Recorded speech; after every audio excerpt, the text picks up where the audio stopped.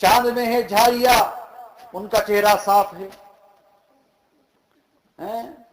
کسی نے کسی چیز کے ساتھ تشبیہ دی, کسی نے اللہ سے ملا دیا تو اس نے اللہ کے ساتھ میں جوڑ دیا اور شرک کیا. اور کسی نے, میرے بھائیوں, لیکن ان جیسے اشعار کوئی نہیں کہہ سکا. کتنے مسلمان پیدا ہوئے, کتنی محبت کرنے والے پیدا ہوئے, لیکن یہ اشعار اپنے میں بے مثال ہیں. وَأَحْسَنَ مِنْكَ لَمْ تَرْقَتُّ عَيْنِي, اے کہ ان سے خوبصورت میری آنکھوں نے نہیں دیکھا. وَأَجْمَلَ مِنْكَ لَمْ تَلِدِ النِّسَاءُ, اور حقیقت تو یہ ہے کہ ان کا جیسا کسی عورت نے جنا ہی نہیں. خُلِقْتَ مُبَرَّأً مِنْ كُلِّ عَيْبٍ, بغیر کسی عیب کے پیدا کیے گئے, کوئی عیب ہی نہیں. چال دیکھو تو وہ بغیر عیب کے, ڈال دیکھو تو وہ ایک بغیر عیب کے, باتیں دیکھی تو وہ لاجواب, چہرہ دیکھو تو وہ لاجواب, ہر چیز لاجواب ہے, لاجواب نبی کی. تو میرے بھائیوں,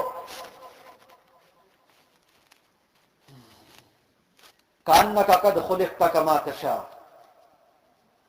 ایسا لگتا ہے کہ اپنی مرضی سے بیٹھ کر کے اپنا چہرہ بنوایا ہے, اپنے آپ کو بنوایا ہے کہ ایسا بناؤ, ایسا بناؤ, ایسا بناؤ. آئے کیا اشعار کہے.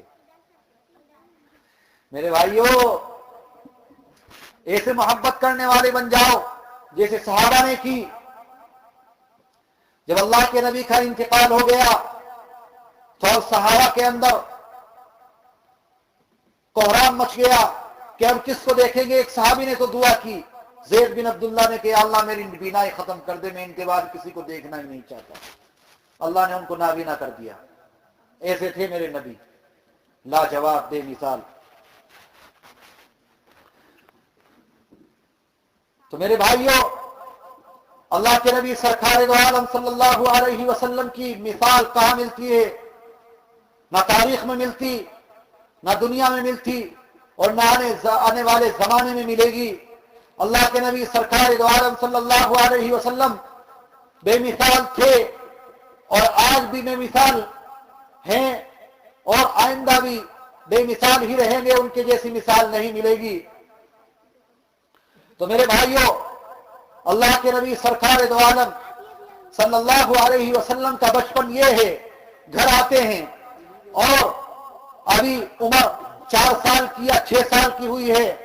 آمینہ ان کی والدہ ان کو لے کر کے مدینے کا سفر کرتی ہے. گمان ہے کہ وہاں جائیں گی اور جا کر کے شوہر کی قبر کی زیارت بھی کریں گی اور وہاں حاضری دے گی. لیکن مدینے سے واپسی پر آمینہ مقام ابوا میں ایک پہاڑ کی چوٹی پر انتقال کر جاتی ہے, جہاں نہ کوئی انسان ہے, نہ کوئی عالم ذات ہے, نہ کوئی پانی ہے, نہ کوئی سایہ ہے. پہاڑ کی چوٹی پر انتقال کر گئی. تھوڑی دور ایک گاؤں بستا ہے, اس کو ابوا کہتے ہیں.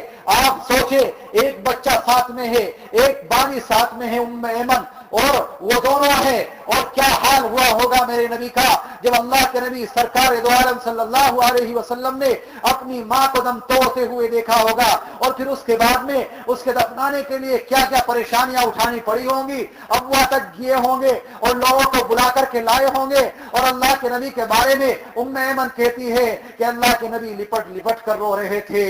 کوئی کندھے پہ ہاتھ رکھنے والا نہیں, کسی کندھے پہ سر رکھ کر نہیں رو سکتے, کوئی اپنا نظر نہیں آتا, کوئی بھی نہیں ہے. چلو دادا ہوتا, چلو چاچا ہوتا, چلو کوئی خاندان کا ہوتا, ارے ایک بانی ہے, ایک غلام ہے, وہی تو ہے, ایک خدمت کرنے والی ہے, ام ایمن ہے ساتھ میں. کیا حال ہوا ہوگا میرے نبی کا اس وقت. دیکھو جب ام ایمن کہتی ہے کہ میں دفنا کر کے چلی اور تھوڑی دور جا کر کے دیکھا تو محمد ساتھ نہیں, بھاگ کر کے پہاڑی پہ چڑھی تو دیکھتی کیا ہوں کہ قبر سے لپٹے ہوئے رو رہے ہیں.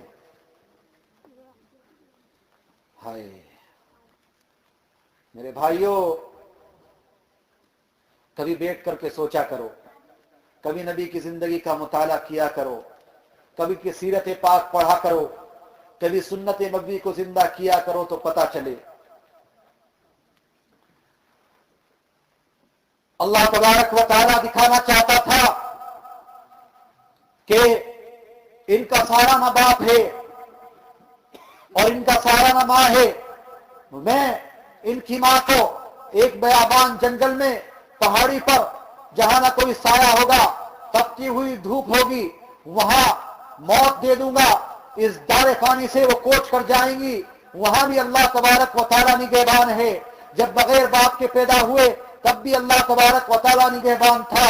اور جب ماں کا انتقال ہو گیا اب مکے آتے ہیں اور مکے دادا کی کفالت میں پہنچ جاتے ہیں.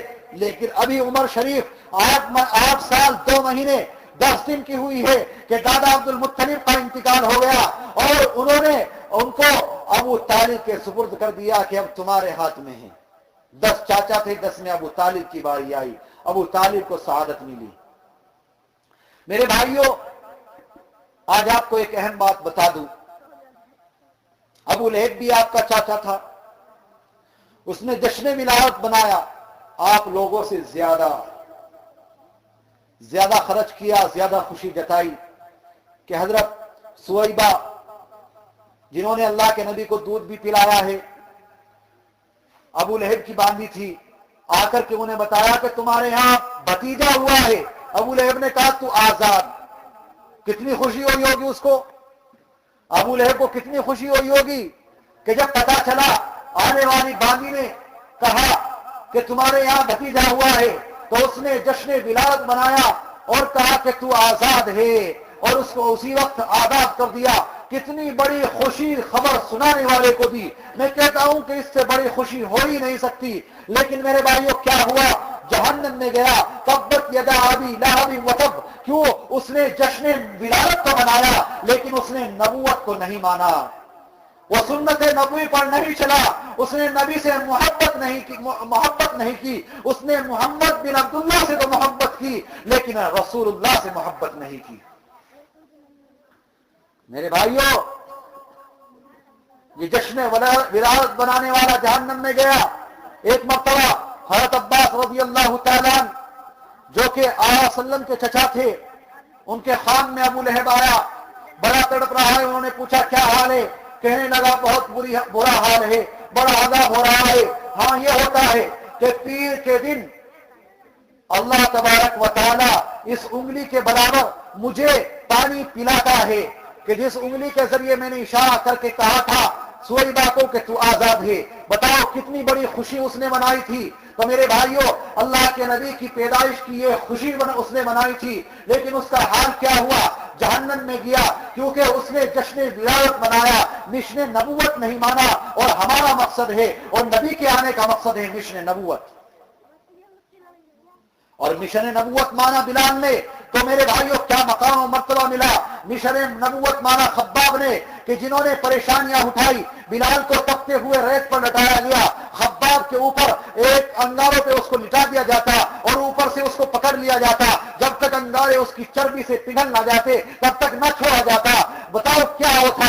اور بنایا جشن نبوت اس سمیہ نے کہ جو حضرت عمار رضی اللہ تعالیٰ عنہ کی والدہ تھی, کہ جن کے برچھا مار کر ابو جہل نے ان کو شہید کر دیا تھا. سب سے پہلے اسلام کے لیے جان دینے والی وہ تھی. جشن نبوت منایا عمار نے, جنہوں نے پریشانیاں اور مشکلیں اٹھائی. جشن نبوت منایا بتاؤ ابو بکر صدیق رضی اللہ تعالیٰ عنہ نے, جنہوں نے اپنے گھر ایک دانا بھی نہیں چھوڑا تھا. جب ابو قحافہ آئے ہجرت کے لیے اللہ کے نبی کے ساتھ میں چلے گئے اور گھر کا سامان لے گئے. ابو قحافہ جو ابو بکر کے والد تھے آئے, کہنے لگے اے اسما میں سوچتا ہوں کہ ابو بکر نے کچھ تمہارے لیے نہیں چھوڑا ہوگا. میں جانتا ہوں کہ وہ نبی سے عشق کرتا ہے, وہ نبی سے محبت کرتا ہے. آج اس کے ساتھ میں گیا ہے, دشمن پیچھے لگے ہوئے ہیں, وہ گھر کا سامان لے گیا ہوگا. لیکن میرے بھائیوں وہ ہماری بچی نہیں تھی, وہ ابو بکر کی بچی تھی. وہ جانتی تھی اس کا مقام اور مرتبہ ہماری بچیوں سے بلند تھا. اللہ تبارک و تعالیٰ نے انہیں سمجھ دی تھی. ابو قحافہ کی روشنی آنکھوں کی چلی گئی تھی, وہ نابینا ہو گئے تھے. ایک کونے میں گئی, کنکر چبی انہیں ڈالی اور ان کے اوپر اپنا کپڑا بچھایا اور لا کر کے ابو قحافہ کا ہاتھ ان کنکروں پر رکھوایا اور کہا کہ دیکھو یہ سونے کے توڑے چھوڑ کر کے گیا ہے. ہائے ابو بکر اللہ کے بھروسے اپنی اولاد کو چھوڑ گیا. ابو قحافہ نے ہاتھ پھیرا, کہنے لگے اب مجھے فکر نہیں ہے ابو بکر کے جانے کی, اب تو تمہارے پاس کھانے کے لیے ہے. میرے بھائیوں جن سے نبی نے کہا تھا لا تحزن ان اللہ معنا، کہ تو خوف مت کر، ڈر مت، تو میری فکر مت کر، اللہ تبارک و تعالی ہمارے ساتھ ہے، جن کے بارے میں اللہ کے نبی نے فرمایا تھا کہ میں نے سب کا احسان چکا دیا اور ابو بکر کا احسان تو اللہ تبارک و تعالی ہی چکائے گا۔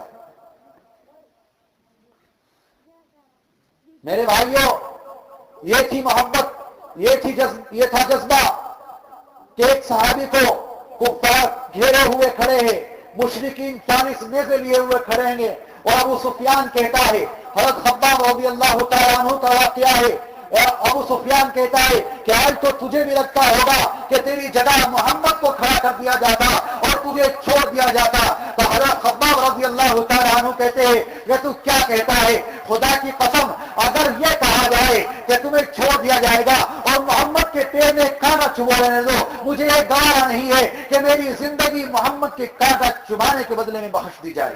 یہ تھی محبت۔ میرے بھائیوں، جشن نہیں، مشن اپناؤ۔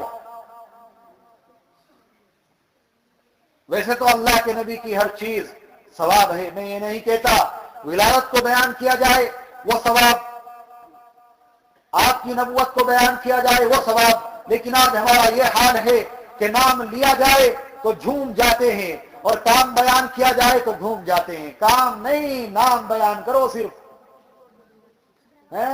نام پہ نعرے لگا دیں گے، کام پہ کوئی تیار نہیں ہوگا کہ میرے نبی کا چہرہ کیسا تھا، میرے نبی چلتے کیسے تھے، میرے نبی کھاتے کیسے تھے، میرے نبی رہتے کیسے تھے، میرے نبی دعوت کس طرح دیتے تھے، میرے نبی لوگوں کے اوپر کیسے لٹاتے تھے، میرے نبی ایسے تھے کہ راستے میں جاتے اور کوئی بڑھیا کھڑی ہو کر کے راستے کے کونے میں بات کرنے لگتی تو وہیں بات کر لیتے، میرے نبی ایسے تھے کہ کوئی بوڑھا مل جاتا اس کو اس کے گھر تک چھوڑ جاتے، میرے نبی ایسے تھے کہ اگر کوئی نامنہ مل جاتا اس کی لاٹھی پکڑتے اور اسے گھر کر کے چھوڑ آتے، میرے نبی ایسے تھے کہ اگر کوئی یتیم بچہ روتا ہوا ملتا تو اس کو کہتے کہ دیکھ محمد تیرا باپ ہے اور عائشہ تیری ماں ہے، عائشہ کے پاس لے جاتے اور حضرت عائشہ سے کہتے کہ جا تیری سے ملا اور دلہائی سے خوبصورت کپڑے پہنا، آج سے محمد اس کا باپ ہے۔